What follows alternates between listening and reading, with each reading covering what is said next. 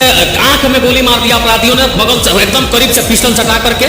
उनकी मौत की गुत्थी अभी सुलझी नहीं, चिता की राख बुझी नहीं, तब तक आने वाला कुछ दिन ऐसा समय आ जाएगा जिसके बाद से पत्रकारों को भी खबर दिखाने में डर लगने लगेगा। ऐसा इसलिए कि आप जो खबर दिखाते हैं, हो सकता है कि इसमें जो अपराधी होंगे अगर पकड़े जाएंगे तो उनका भरोसा आपके ऊपर भी होगा। तो स्थिति दिन प्रतिदिन बहुत से बदतर होती जा रही है और कहीं ना कहीं इसका जिम्मेदार सरकार और प्रशासन। अपराधी जो होता है ना किसी पार्टी का होता है, ना किसी जाति का होता है, ना किसी धर्म का होता है, ना किसी मजहब का होता है। अपराधी अपराधी होता है। अपराधी हत्या करते समय जात धर्म और पार्टी नहीं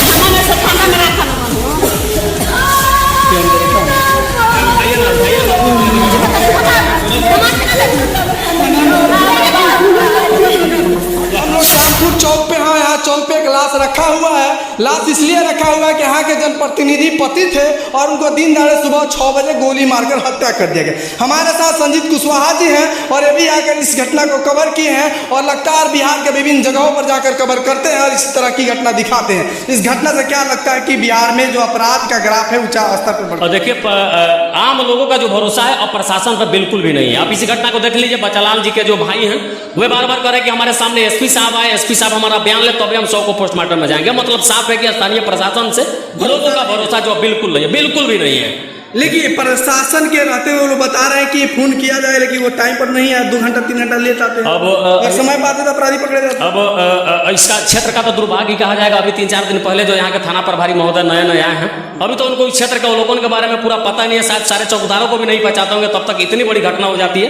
प्रशासन कब आई नहीं आई ये तो परिवार वाले ही बताएंगे। अब बाकी मुझे लगता है कि प्रशासन को भी चुस्ती दुरुस्ती दिखाना चाहिए था और इस प्रकार की घटनाओं में जल्द से जल्द अपराधी को पकड़ करके सलाखों के पीछे भेजना चाहिए, इसलिए कि आम लोगों का जो भरोसा हो प्रशासन से उठे नहीं। संजीव भाई, जब दरोगा साहब मैंने सुरक्षित नहीं रह सकते हैं तो आम लोग कैसे रहेंगे? और देखिए, इससे पहले खबर आप देखे होंगे, समस्तीपुर के मोहनपुर ओपी में तैनात दरोगा नंदकिशोर यादव थे और उनके आंख में गोली मार दिया अपराधियों ने, बगल से एकदम करीब से पिस्टल सटा करके।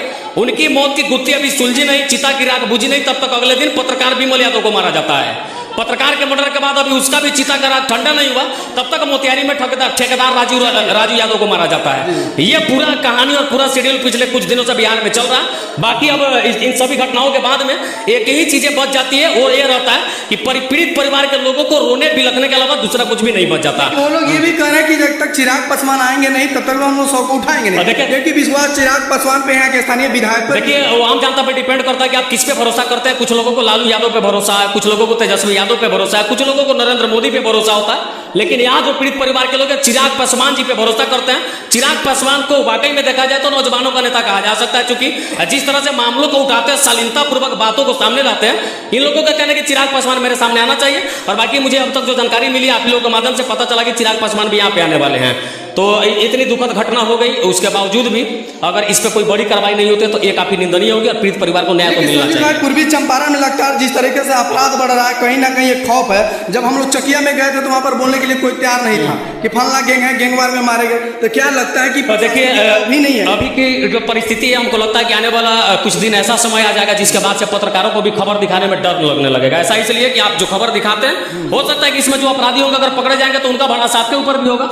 तो स्थिति दिन प्रतिदिन बहुत से बदतर होती जा रही है और कहीं ना कहीं इसके जिम्मेदार सरकार और प्रशासन दोनों है। प्रशासन की भी खौफ होनी चाहिए। बिल्कुल, लेकिन प्रशासन तो वही आश्वासन देती है। बाकी 2-4 अपराधी को पकड़ के अगर आप न्यायालय में भेज भी देते हैं तो न्यायालय क्या करती है, 90 दिनों के बाद उसको जमानत दे देती है। तो फिर अपराधियों के दिल में सजा नाम का या प्रशासन का कोई डर तो है ही नहीं। न्यायिक व्यवस्था में भी परिवर्तन करने की जरूरत है, सबको पता है। ये लोग कह रहे हैं कि फलाना ने मर्डर कर दिया और उसके खिलाफ अगर परिवार वाले बयान देते तो इससे बड़ा सबूत क्या हो सकता है। तो वैसे अपराधियों पर भी कड़ी से कड़ी सजा होनी चाहिए और उसको सजा मिलनी चाहिए। बिल्कुल, लेकिन बच्चा पासवान की पत्नी का वो तो चीज पूरा नहीं हो सकता। उनके बच्चे के लिए बच्चा पासवान तो दोबारा आ नहीं सकते, उनके भाई बिलख रहे हैं, रो रहे हैं, उनको तो भाई वापस मिल नहीं सकता है। दुर्भाग्य की बात क्या? बिल्कुल दुर्भाग्य की बात तो है, लेकिन हम कहेंगे सरकार से कि जो घटना घटित हो गई वो तो हो गई, लेकिन पीड़ित परिवार को 50 लाख रुपए का मुआवजा मिलना चाहिए और परिवार के लोगों को नौकरी मिलना चाहिए।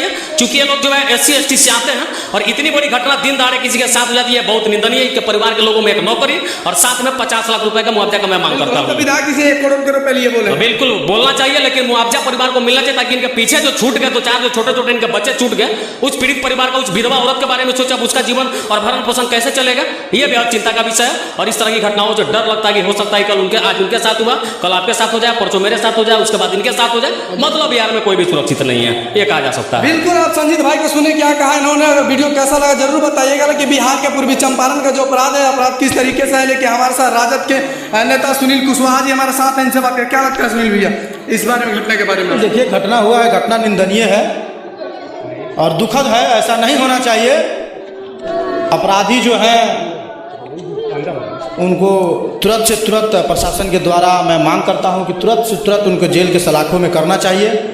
और बच्चा पासवान जी का जो हत्या कर दिया गया है, ये बहुत ही दुखद और निंदनीय है। लेकिन सुनील जी, यहाँ का जो विधायक है, स्थानीय विधायक, वो तो कह रहे हैं कि सरकारी मतलब ये तो जंगल राज 2 है।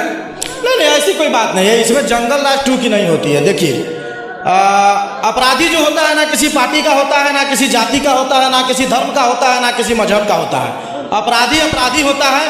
अपराधी हत्या करते समय जात धर्म और पार्टी नहीं देखता है। अपराधी अपराधी होता है और हत्या किया है, ये निंदनीय है, ऐसा नहीं होना चाहिए।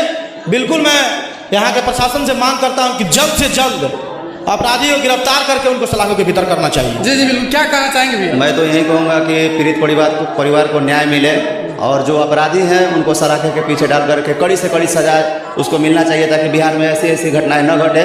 और खास करके देखिए, एक दलित समुदाय के साथ ऐसा घटना हुआ है, बहुत ही निंदनीय। किसी के साथ भी अपराध होता है, कतई बर्दाश्त नहीं किया जाना चाहिए और पीड़ित परिवार को न्याय मिले, मैं यही कहूँगा। चलिए, हमेशा से देखते रहते हैं कि दलित परिवार का शोषण ही होता रहता है, लेकिन इस मामले में देखते हैं कि इस परिवार को क्या न्याय मिलता है और इस परिवार को मुआवजा मिलता है या नहीं मिलता। बस फिलहाल इतना ही। हमारे साथ अगले अपडेट के लिए तो जय हिंद जय बिहार।